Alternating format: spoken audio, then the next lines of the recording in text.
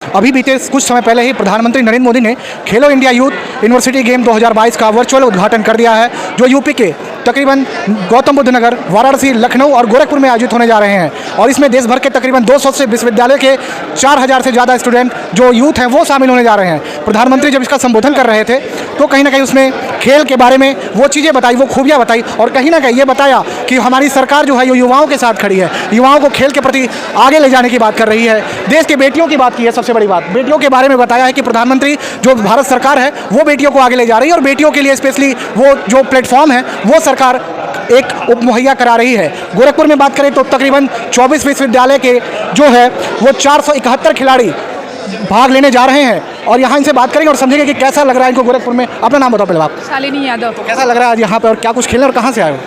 यहीं से, गोरखपुर से, वीर बहादुर सिंह स्पोर्ट्स कॉलेज। तो क्या लग रहा है कि यहाँ पे पहली बार खेलो इंडिया गेम का शायद आयोजन हो रहा है अपने शहर में, आपको कैसा लग रहा है? अच्छा लग रहा है, बहुत अच्छा लग रहा है। अच्छा लग रहा है। अच्छा, प्रधानमंत्री जी ने बेटियों के लिए कहा है कि हम बेटियों के लिए काम कर रहे हैं, आपको लग रहा है कि सरकार कितना आप लोगों के लिए काम कर रही है खेल के क्षेत्र में? बहुत कुछ कर रहे हैं। गोरखपुर में क्या चाहते हैं आप? नहीं, मुख्यमंत्री जी आपके शहर के हैं कि नहीं है? तो आप उनसे क्या चाहते हैं कि खेल के क्षेत्र में कितना विकास चाहते हैं? कहीं ना कहीं वीर बहादुर सिंह एक आपका है ही स्पोर्ट्स कॉलेज है, रीजनल स्टेडियम है, सैयद मोदी स्टेडियम है, कहीं ना कहीं इनको कहाँ तक विकास चाहती हैं और क्या चाहती हैं आप अपने क्षेत्र में और क्या खेलती हैं? हम वॉलीबॉल प्लेयर्स हैं। तो क्या लगता है, कितना आपको लगता है इंटरनेशनल यहाँ होना चाहिए ऐसा लगता है? यही चीज़ मांग तो आप कर सकते हो सरकार से? इंटरनेशनल की मांग हम कर सकते हैं। कर सकते हैं या कर रहे हैं? कर रहे हैं। चलिए, आप थोड़ा डर रहे हो, आप बताओ क्या नाम है?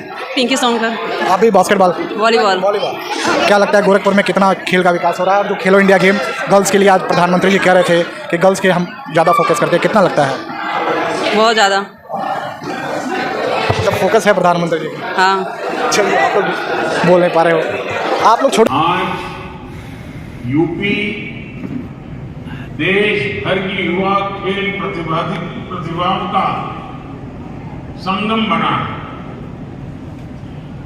खेलो इंडिया यूनिवर्सिटी गेम्स में जो 4000 जितने खिलाड़ी आए हैं उनमें से अधिकांश अलग अलग राज्यों से हैं, अलग अलग क्षेत्रों से हैं। मैं उत्तर प्रदेश का सांसद हूं, उत्तर प्रदेश की जनता का जनप्रतिनिधि हूं और इसलिए यूपी के एक सांसद के नाते खेलो इंडिया यूनिवर्सिटी गेम्स में यूपी आए हुए और आने वाले सभी खिलाड़ियों का मैं विशेष रूप से स्वागत करता हूं। इन गेम्स का समापन समारोह काशी में आयोजित किया जाएगा। काशी का सांसद होने के नाते मैं इसे लेकर भी बहुत उत्साहित हूं। आज जब देश आजादी का अमृत महोत्सव मना रहा है तो खेलो इंडिया यूनिवर्सिटी गेम्स के तीसरे संस्करण का आयोजन अपने आप में बहुत खास है। ये देश के युवाओं में टीम स्पिरिट को बढ़ाने का, एक भारत श्रेष्ठ भारत की भावना को बढ़ाने का बहुत ही उत्तम माध्यम बना। इन गेम्स के दौरान युवाओं का एक दूसरे के क्षेत्रों से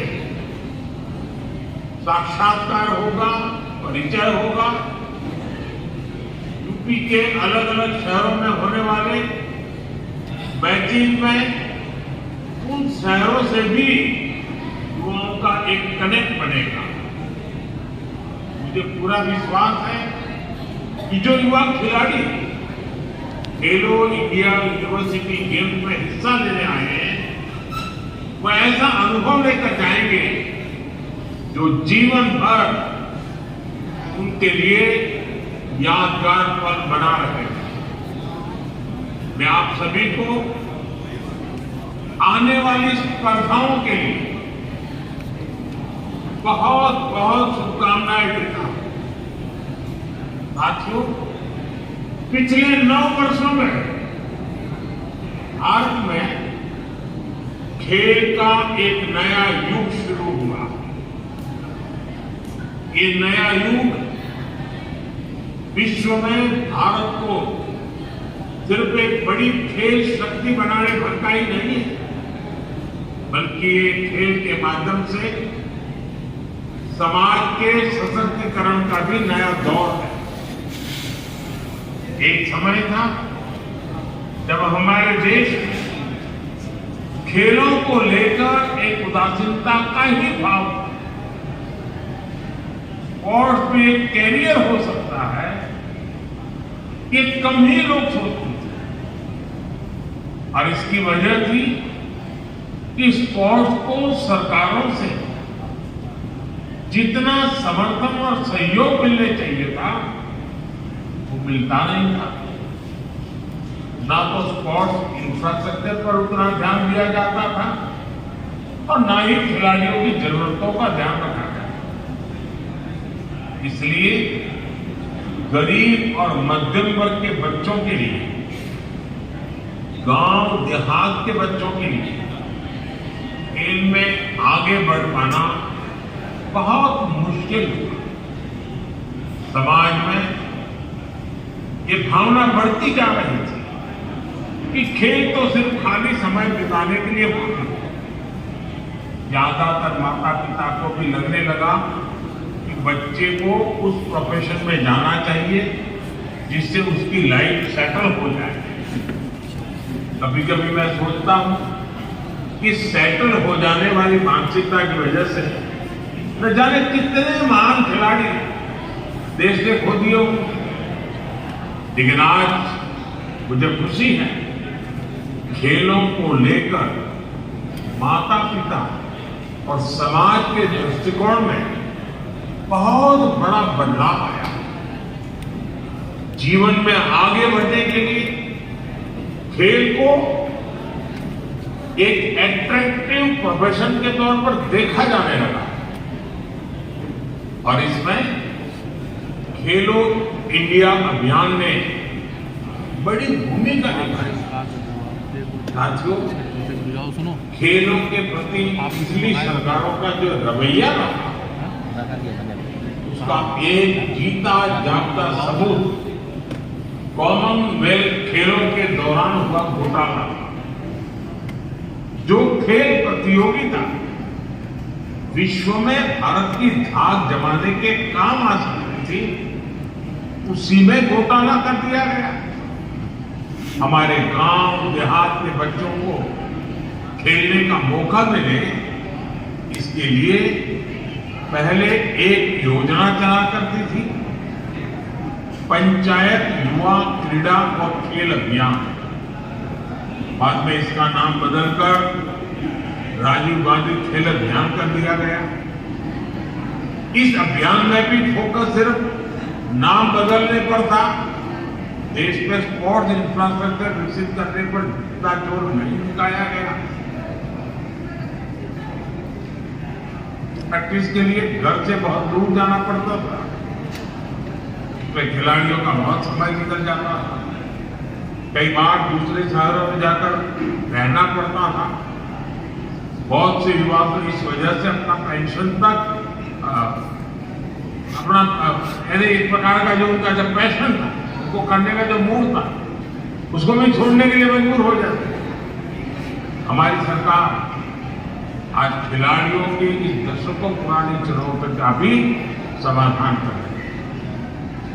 अर्बन स्पोर्ट्स इंफ्रास्ट्रक्चर के लिए जो योजना उसमें भी पहले की सरकार ने 6 साल में सिर्फ 300 करोड़ रुपए खर्च किए, जबकि खेलो इंडिया अभियान के तहत हमारी सरकार स्पोर्ट्स इंफ्रास्ट्रक्चर पर करीब करीब 3000 करोड़ रुपए खर्च कर चुकी है। बढ़ते हुए स्पोर्ट्स इंफ्रा की वजह से अब ज्यादा खिलाड़ियों के लिए खेल से जुड़ना आसान हो गया। मुझे संतोष है कि अब तक खेलो इंडिया गेम्स में 30,000 से अधिक एथलीट हिस्सा लेते हैं।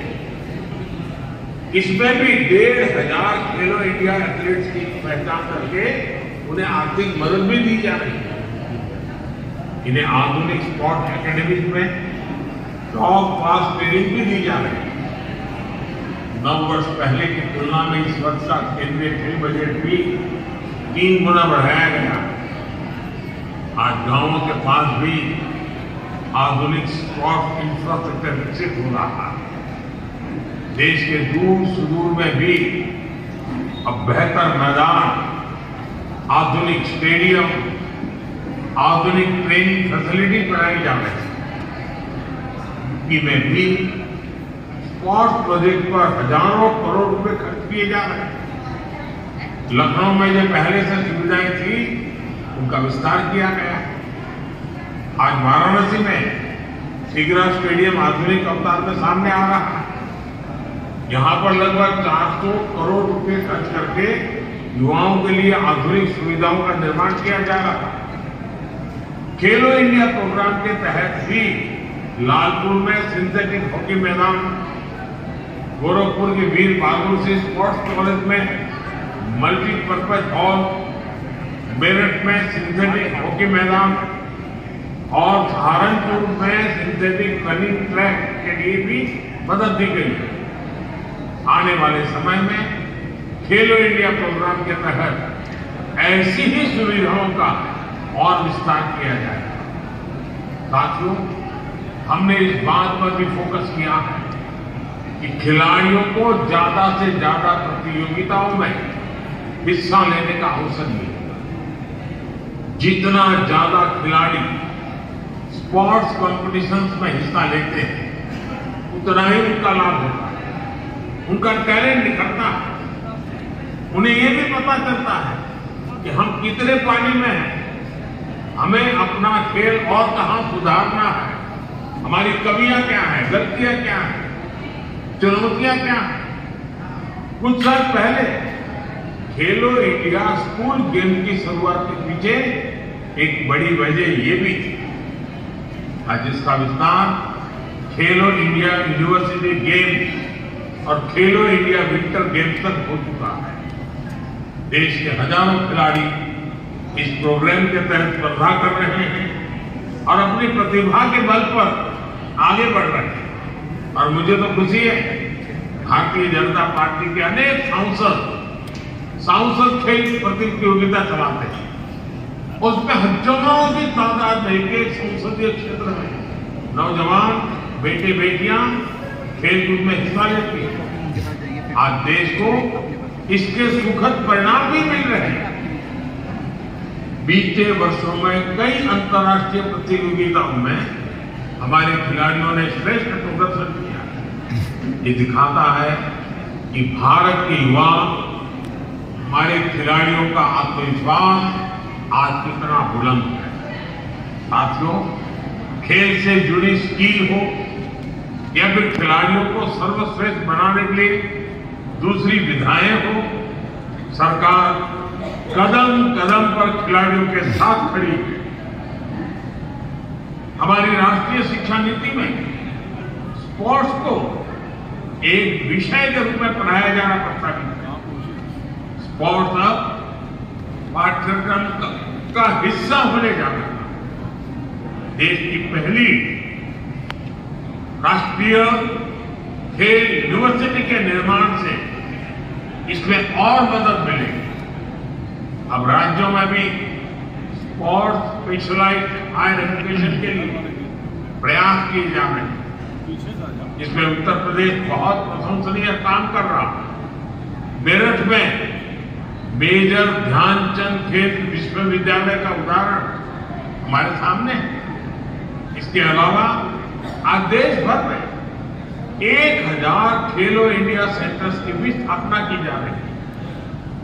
करीब 2 दर्जन नेशनल सेंटर्स ऑफ एक्सेलेंसी भी खोले गए हैं। इन सेंटर्स पर प्रदर्शन को सुधारने के लिए ट्रेनिंग और स्पोर्ट्स साइंस स्पोर्ट्स एंड उसके लिए भी सपोर्ट किया जा रहा है। खेलो इंडिया ने भारत के पारंपरिक खेलों की प्रतिष्ठा को भी पुनर्स्थापित किया है। गटका, मलखंब, थांग टा, कलीरपट्टू और योगासन जैसी विभिन्न विधाओं को प्रोत्साहित करने के लिए भी हमारी सरकार स्कॉलरशिप दे रही है। साथियों, खेलो इंडिया प्रोग्राम से एक और उत्साहजनक परिणाम हमारी बेटियों की भागीदारी को लेकर आया। देश के अनेक शहरों में खेलो इंडिया विमेंस लीग का आयोजन चल रहा है। मुझे बताया गया है कि इसमें अभी तक अलग अलग आयु वर्ग के लगभग 23,000 महिला एथलीट हिस्सा ले चुकी हैं। खेलो इंडिया यूनिवर्सिटी गेम्स में भी बड़ी संख्या में महिला एथलीट्स की भागीदारी है। मैं खेलों में हिस्सा ले रही बेटियों को विशेष तौर पर अपनी शुभकामनाएं देता हूं।